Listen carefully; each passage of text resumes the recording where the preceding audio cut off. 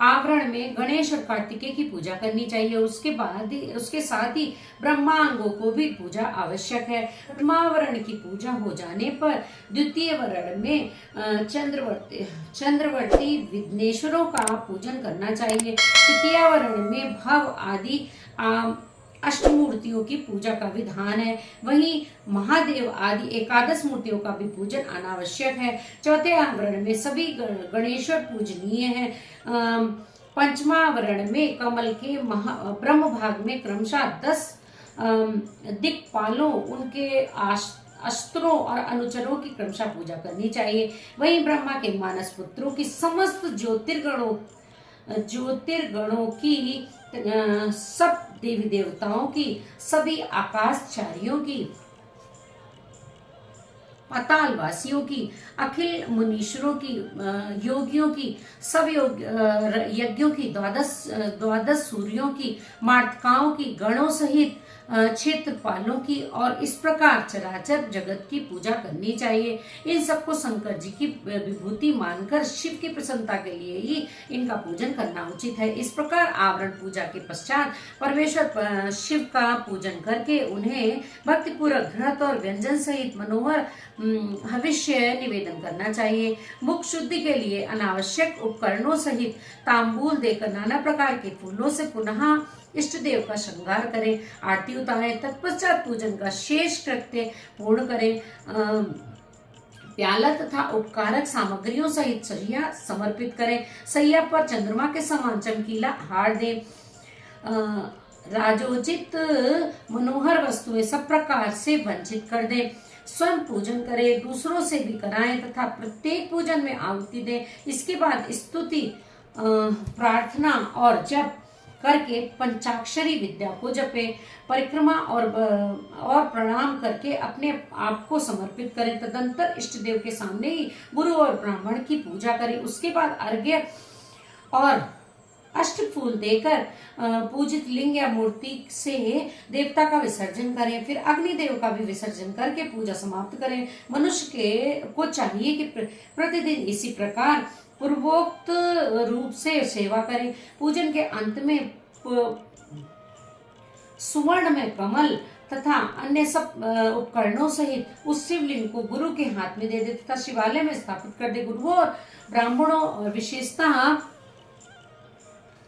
व्रतधारियों की पूजा करके सामर्थ्य हो तो भक्त ब्राह्मणों तथा दीनों और अनाथों को संतुष्ट करें। स्वयं उपवास में समर्थ होने पर फल फूल खाकर या दूध पीकर रहें अथवा भिक्षान भोजी हो या एक समय भोजन करें। रात को प्रतिदिन परिमित भोजन करें और पवित्र भाव से भूमि पर ही सोएं। भस्म पर, तृण पर अथवा चीर या मृग चर्म पर शयन करें।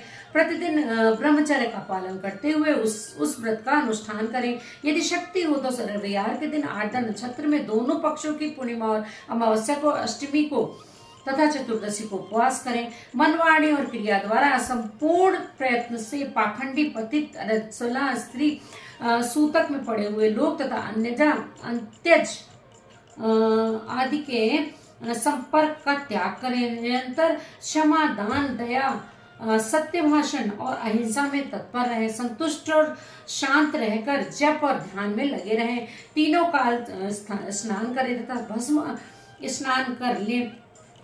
मनवाणी और क्रिया द्वारा विशेष पूजा किया करें।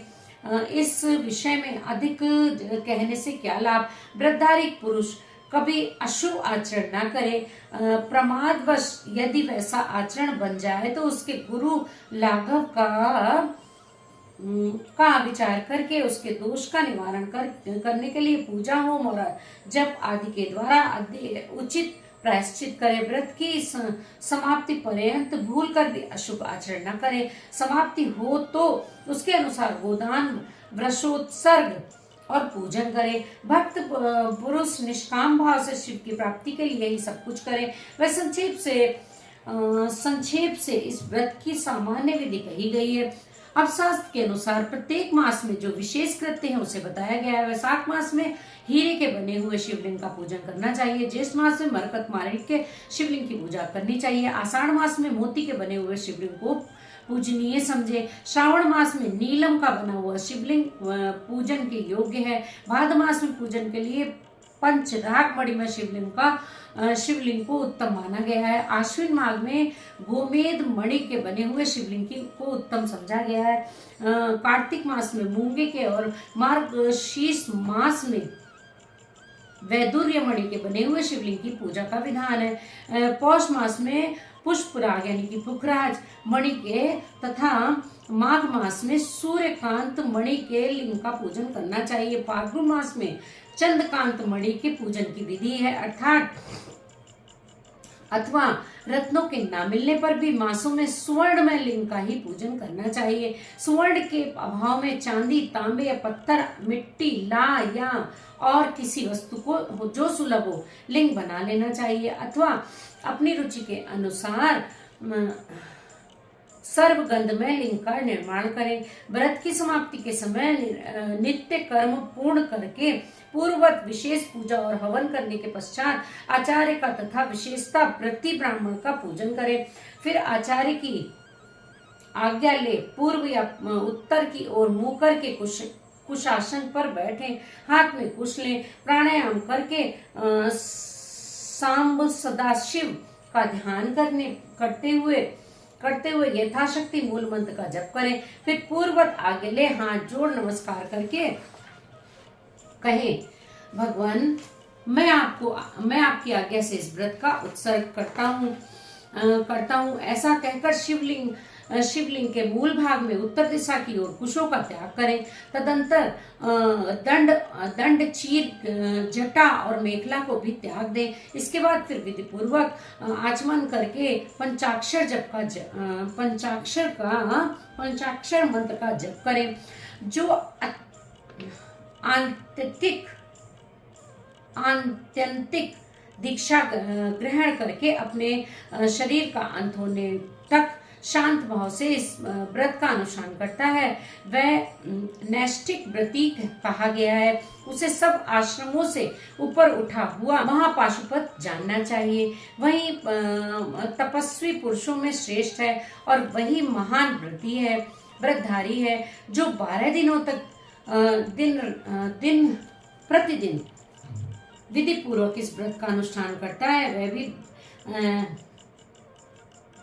नैष्ठिक के तुल्य है, क्योंकि उसने तीव्र व्रत का आश्रय लिया है। जो अपने शरीर में घी लगाकर व्रत के सभी नियमों के पालन में तत्पर हो, 2-3 दिन तक एक दिन भी एक व्रत का अनुष्ठान करता है, वह भी कोई नैष्ठिक ही है।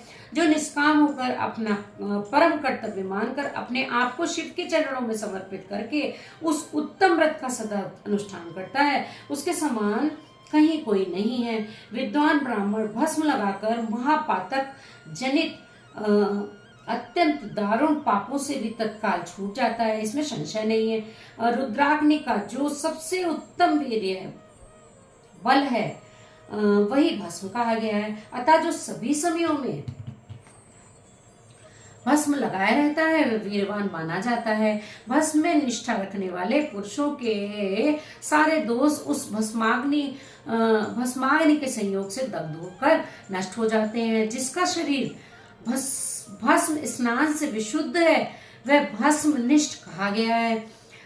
जिसमें सारे अंगों में भस्म लगा हुआ है, जो भस्म से प्रकाशमान है, जिसने भस्म में त्रिपुंड लगा रखा है तथा जो भस्म से स्नान करता है वह भस्मनिष्ठ माना गया है। भूत प्रेत पिशाच तथा अत्यंत दूसरे रोग भी भस्मनिष्ठ के निकट से ही दूर भागते हैं, इसमें संशय नहीं है। वह शरीर को भासित करता है, इसलिए भसित कहा गया है तथा पापों का भक्षण करने के कारण उसका नाम भस्म है। भूति यानी कि ऐश्वर्य कारक होने से उसे भूति या विभूति भी कहते हैं। विभूति रक्षा करने वाली है, अतः उसका एक नाम रक्षा भी है। भस्म के महात्म्य को लेकर यहाँ और क्या कहा जाए। भस्म से स्नान करने वाला व्रती पुरुष साक्षात महेश्वर देव कहा गया है। यह परमेश्वर यानी कि रुद्राग्नि संबंधी भस्म शिव